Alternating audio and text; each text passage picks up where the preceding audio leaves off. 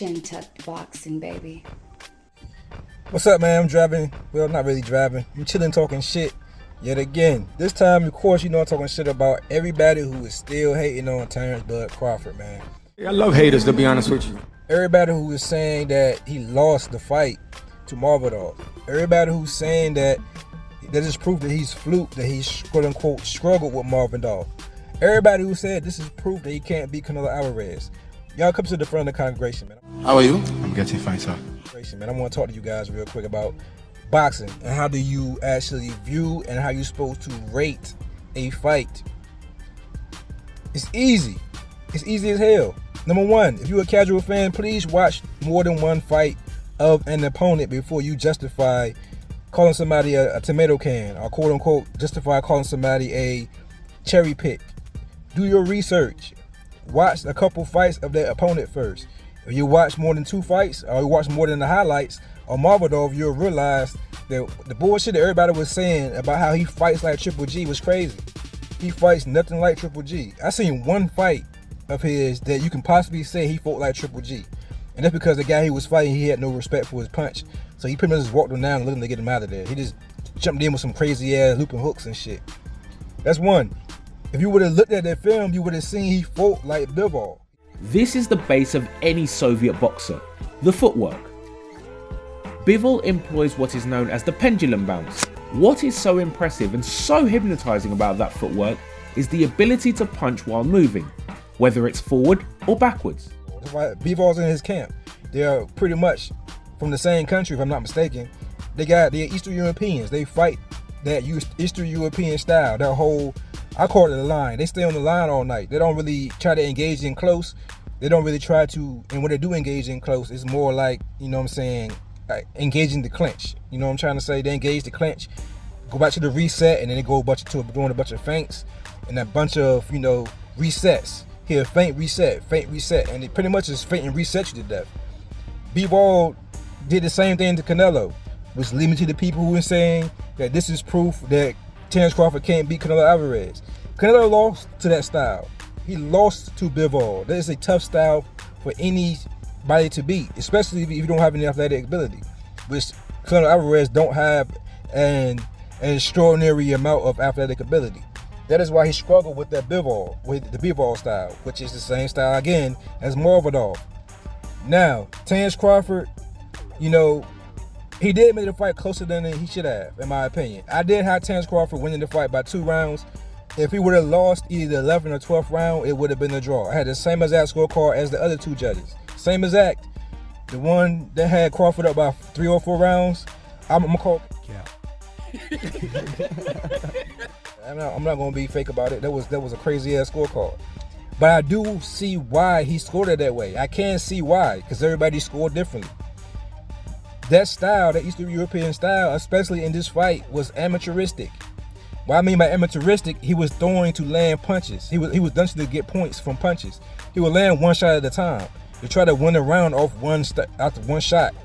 Yeah, I caught a couple right hands on you, yeah. But who's showing the range ownership in that round? Who's the one who's engaging the fight? Who's the one who's throwing the most punches? Who's the one who's landing the most body punches?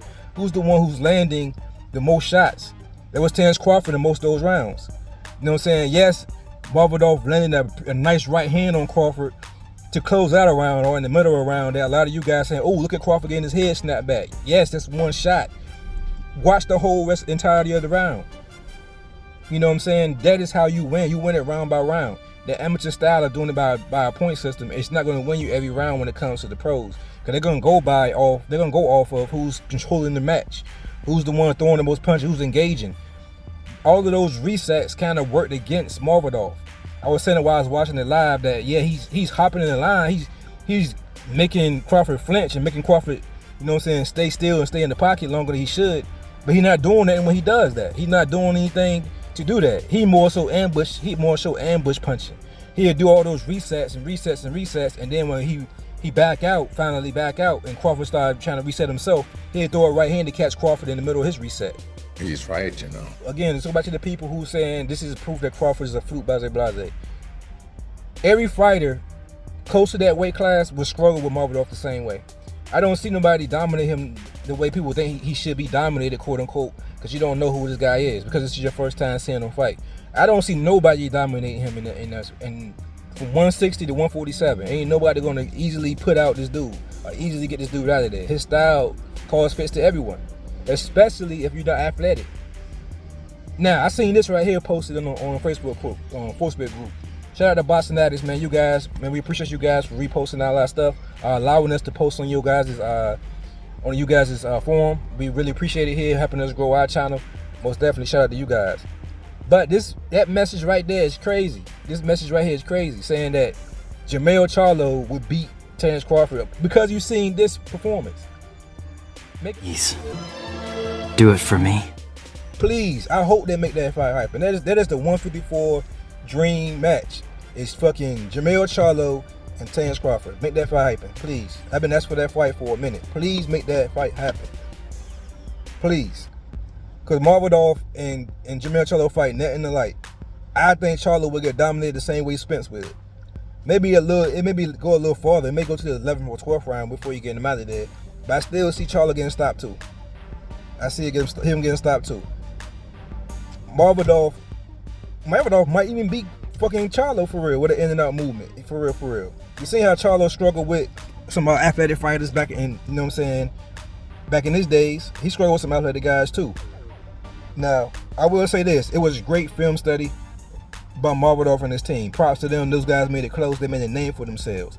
Kind of similar how Cruz did when he fought Tank Davis. When Cruz fought Tank Davis, everybody thought Cruz was a cherry pick. But when he performed better than what everybody thought he was going to do, he made a career out of that. I will hope Marvidov makes a career out of this.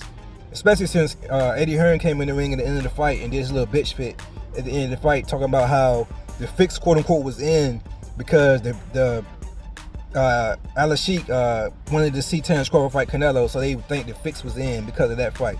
But Eddie Hearn should now put money, marketing dollars behind Marvidov. Put him in the ring with somebody Crawford beat. Put him in the ring with somebody at 154 that you think, you know what I'm saying, can catapult his name. You know what I'm saying? Put him in there with, he's not going to put him in there with Charlo, I don't think PBC going to allow that. Put him in there with, let's see, who Eddie Hearn got at 154? Let me think. Shit, put him in there with Boots. Put him in there with Boots. Bro. I guarantee you Boots struggled with him probably more than Crawford did. I guarantee you Boots was struggling. We seen how Boots do with somebody who move their feet and reset. And we seen Boots get hit by some bullshit. So please, if Boots want to go and fight Abenija behind Crawford, dude, go ahead and fight this guy behind Crawford. You chasing Crawford, right? You showed up at this fight, right?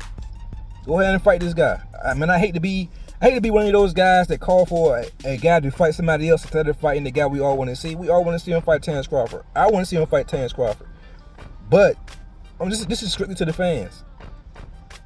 I guarantee you, your favorite fighter in between those weight classes, like I said, from 160 to 147, I guarantee you they struggle with Marvidov the same way. He might want to beat none of them dudes. I guarantee you. But with that being said, I'm out of here, yo. Let me know. Call me on my bullshit if you think it's bullshit. Let's chop it up in the comment section. If you think I'm on the money, put me a money bag in the comment section. With that being said, I'm out of here. Peace. I'm still at the top, and I'm still, undefeated. I'm still a 4-weight world champion, a 2-time undisputed champion, 2-time ESPY award winner, fighter of the year. Like, what more can you ask for Terrence Crawford?